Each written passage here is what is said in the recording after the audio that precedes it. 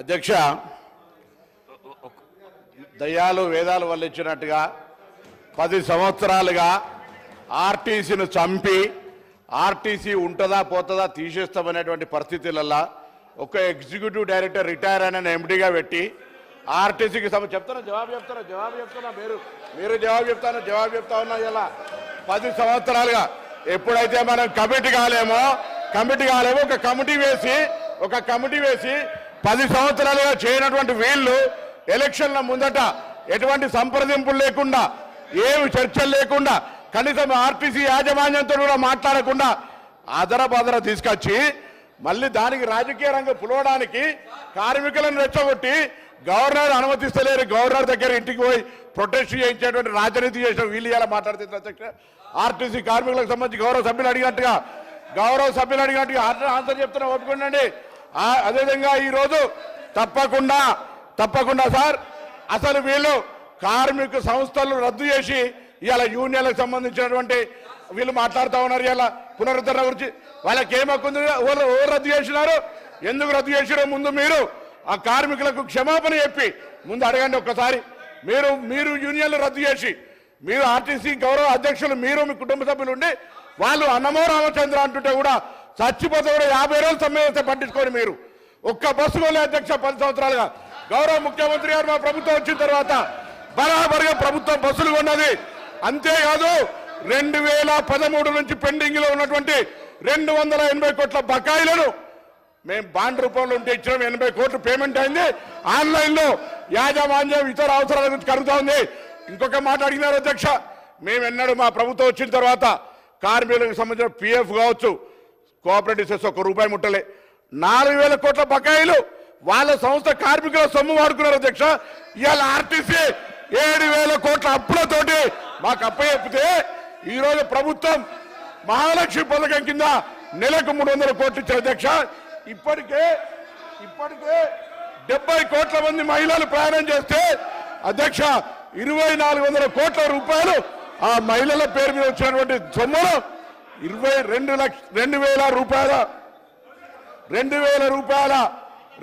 కోట్లను ప్రభుత్వం తరఫున ఆర్టీసీకి ఇచ్చినాం. ఆర్టీసీ ఇంకొక మాట చెప్తా ఉన్నారు, కారుణ్య నియామకాలకు సంబంధించి అధ్యక్ష కారుణ్య నియామకాల పాలసీ ఎవరు తెచ్చినా ఇంకా సరళీకృతం చేసి ఈరోజు ఆర్టీసీ కార్మికుల కుటుంబాలందరికీ కూడా ఆధారం ఇస్తా ఉన్నాం. మేమేం ఎన్నడే జీవాలు మార్చలే. తప్పకుండా ఆర్టీసీ కార్మికుల కుటుంబాల నుంచి చనిపోయిన వాళ్ళతో పాటుగా ఆరోగ్యం బాగలేనటువంటి వాళ్ళకు కూడా వాళ్ళ పిల్లలకు ఉద్యోగాలనే పాలసీ తీసుకొచ్చినాం అధ్యక్ష. ఆర్టీసీ తార్నాక హాస్పిటల్ను కూడా ఇవ్వాలనే మొన్ననే ఎంఆర్ఐతో పాటుగా సిటీ స్కాన్ తీసుకొచ్చి క్యాత్ ల్యాబ్ దాకా అభివృద్ధి చేసి ఆర్టీసీ కార్మికులతో పాటుగా అనేక తీసుకుపోయే ప్రయత్నం చేస్తాను అధ్యక్ష. అదేవిధంగా ఈరోజు 45 లక్షలు ప్రయాణం చేసే సంస్థ 56 లక్షల మందిని ప్రయాణం చేస్తున్నారు అధ్యక్ష ఈరోజు. అంతేకాదు 3000 కొత్త బస్సులకు సంబంధించి వారు అడుగుతా ఉన్నారు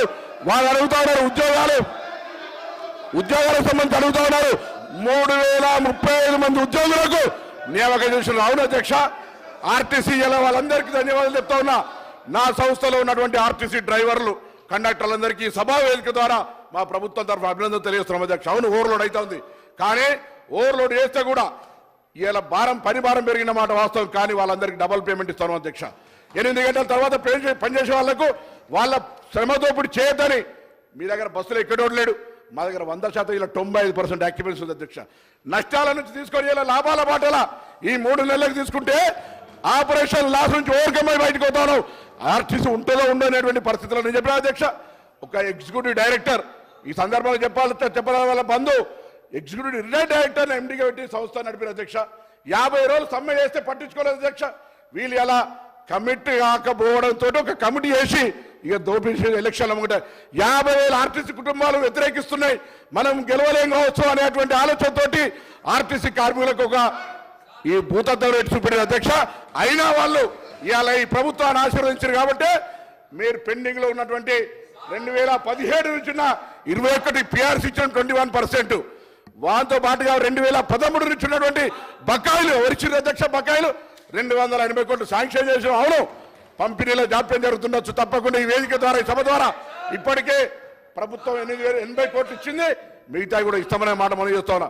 అదేవిధంగా ఈరోజు వాళ్ళు ఏదైతే ఆదరాబాదర అధ్యక్ష డేటు 15వ తారీఖు 29వ తేదీ నాడు వీళ్ళు క్యాబినెట్ చేసి దాని తర్వాత 10 తారీఖు నాడు నోటిఫికేషన్ వచ్చింది అధ్యక్ష. ఇక వీళ్ళు దీని గురించి మాట్లాడతారు, ముసలి కన్నీరు కాలుస్తారు. నిజంగా ఆర్టీసీ కార్మికులకు ముందు చిత్తశుద్ధి ఉంటే 10 సంవత్సరాలుగా ఆర్టీసీని ఎందుకు చంపే ప్రయత్నం చేశారు? ఆర్టీసీని మొత్తంగా ఆస్తులను వాళ్ళ సంస్థలో ఉన్నటువంటి వాళ్ళ పార్టీ నాయకులకు ఆర్టీ అప్పనంగా అప్పచెప్పినటువంటి పరిస్థితి కాదు అధ్యక్ష. ఇలా తక్కువ ధరలకు అప్పచెప్పి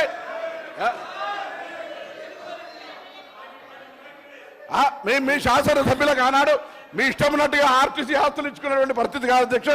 ఈ రోజు ఇటువంటి పరిస్థితులలో గౌరవ సభ్యులు ఆనాడు ఆర్టీసీల సంక్షేమానికి కృషి చేస్తా అని పాపం ఆయన మాట ముఖ్యమంత్రి గారు వినకపోతే ఇటు ఆర్టీసీ కార్మికుల ఒత్తిడి అటు పెట్టి ఆఖరి సంఘాలనే బద్దు చేసినటువంటి వీళ్ళు ఇలా వీళ్ళు మాట్లాడితే ఎట్లా అధ్యక్ష? అందుకే తప్పకుండా మా ప్రభుత్వానికి ఆర్టీసీ సంక్షేమం, ప్రజల రవాణా సౌకర్యం, ఆ విధంగా కార్మికుల సంక్షేమం మా బాధ్యత. మేము ఈ 3 అంశాలను స్ఫూర్తిగా తీసుకొని ఎక్కడ కూడా ఆర్టీసీకి అన్యాయం జరగకుండా కార్మికులకు సంబంధించి తప్పకుండా భవిష్యత్తులో అన్ని రకాల చర్యలు తీసుకుంటామనేటువంటి మాట మనం చేస్తూ ఈరోజు ఆర్టీసీకి సంబంధించి మాట్లాడే నైతిక హక్కు కూడా టీఆర్ఎస్ పార్టీ శాసనసభ్యులకు, అందులో హరీష్ రావు గారు ఆర్థిక శాఖ మంత్రిగా 5 ఏళ్ళు ఉన్నాడు. ఆర్టీసీకి ఏ విధంగా సహకారం చేస్తున్నారు కానీ బడ్జెట్లో 1500 కోట్లు పెడతారు, 400 కోట్లు కూడా ఇవ్వనటువంటి లెక్క మొత్తంగా వారికి నేను లిఖితపూర్వకంగా మీ ద్వారా పంపిస్తా అధ్యక్ష. వీళ్ళు మాట్లాడితే ఎట్లా అధ్యక్ష? ఇవాళ మేము 2400 కోట్లు మహాలక్ష్మి కింద ఇచ్చినటువంటి సొమ్ములో దాదాపు 2000 కోట్ల రూపాయలు ఇప్పటికే ఆర్టీసీకి ఇచ్చినాం. 280 కోట్ల బాండ్ రూపంలో 80 కోట్లు ఇచ్చినాం.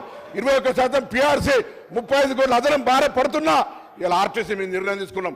భవిష్యత్తులో అన్ని రకాల ఆర్టీసీ సంక్షేమానికి సంబంధించి నిర్ణయాలు తీసుకున్నాం అధ్యక్షులు. ఒకసారి వాళ్ళు అడగండి, ఇవన్నీ మాట్లాడిన వాళ్ళు వాళ్ళ ఆర్మూర్ ఎమ్మెల్యే జీవన్ రెడ్డి గారు, వాళ్ళ ఆనాడు ఉన్నటువంటి ఎంపీ లేదా ఇంకొక గతంలో ఉన్నటువంటి ఎంపీ ఇవన్నీ తీసుకున్న ఆస్తులు ఆనాడు మీకేమనిపించలేదు అధ్యక్ష? ఆర్టీసీ సంక్షేమం ఆనాడు ఎనవలేదా? నేను అన్నిటికంటే ఒక ప్రశ్న అడుగుతా ఉన్నాను వీళ్ళను. అసలు ఆర్టీసీ లాంటి సంస్థకు ఇవాళ ఒక రిటైర్డ్ ఈడీని ఎందుకు ఎండీ పెట్టినారో చెప్పమని అడుగుతూ తప్పకుండా మరొకసారి ప్రభుత్వం పక్షాన మీ ద్వారా సభందరికి కూడా సమస్త ఆర్టీసీ కార్మికులు చెప్తున్నాం, తప్పకుండా ప్రభుత్వం ఈ అంశం పరిశీలనలో ఉంది. వాళ్ళు కమిటీ కాక ఒక కమిటీ చేసి జాప్యం చేసి ఉండొచ్చు. మేము దాని మీద చర్చల ప్రక్రియ ఇతరత్ర కార్యక్రమాలు తీసుకుంటా ఉన్నాం. తప్పకుండా దానికి సంబంధించి ఆర్టీసీ కార్మికులకు ఎక్కడ కూడా ఇబ్బంది లేకుండా ఉండే విధంగా చర్యలు తీసుకుంటామనే మాట సందర్భంగా మనం చేస్తా ఉన్నాం. శ్రీ వేముల ప్రశాంత్ రెడ్డి గారు, వేముల ప్రశాంత్ రెడ్డి గారు సార్ క్వశ్చన్ అడిగినా సార్ అధ్యక్ష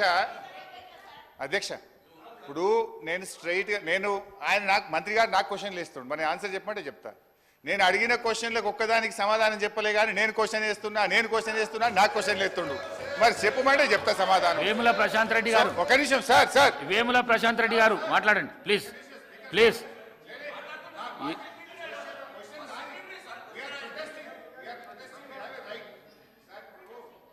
గంగుల కమలాకర్ గారు, శ్రీ గంగుల కమలాకర్ గారు.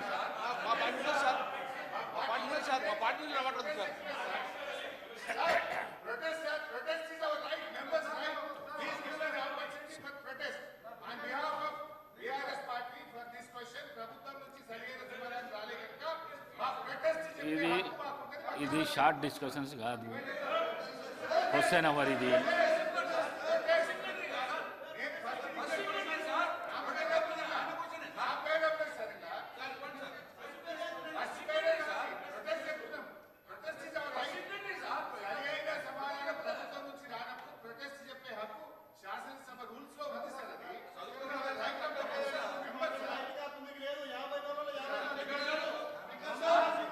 ఎల్ఏ మినిస్టర్ గారు, నేను గౌరవ సీనియర్ శాసనసభ్యులు హరీష్ రావు గారిని కోరుతా ఉన్నాను. మీరు అడిగిన ప్రతి ప్రశ్నకి గౌరవ ట్రాన్స్పోర్ట్ మినిస్టర్ గారు స్పష్టంగా కులంకుశంగా జవాబు చెప్పడం జరిగింది. మీరు ఇంకేదైనా మీరు రాలేదనుకుంటే వేరే ఫామ్లో రమ్మనండి సార్ అధ్యక్ష. We will try to give it. This is a question hour అధ్యక్ష. This is a question hour అధ్యక్ష. వారికి ఇంకా అదనంగా సమాచారం కావాలనుకుంటే let them come in different form అధ్యక్ష. Let them come in different form. This is a question hour. Specific గా question ఉండాలి. అందుకోసమే ట్రాన్స్పోర్ట్ మినిస్టర్ గారు కూడా స్పెసిఫిక్ గా ఆన్సర్ చెప్పడం జరిగింది. దయచేసి ఇంకో 5 నిమిషాలున్నాయి. గౌరవ శాసన సభ్యులందరికి ప్రశ్నలు ఉన్నాయి. మంత్రులు కూడా ఇక్కడ కూర్చొని ఉన్నారు. గౌరవ శాసన సభ్యులకు సంబంధించిన క్వశ్చన్స్ కి ఆన్సర్ చేయడానికి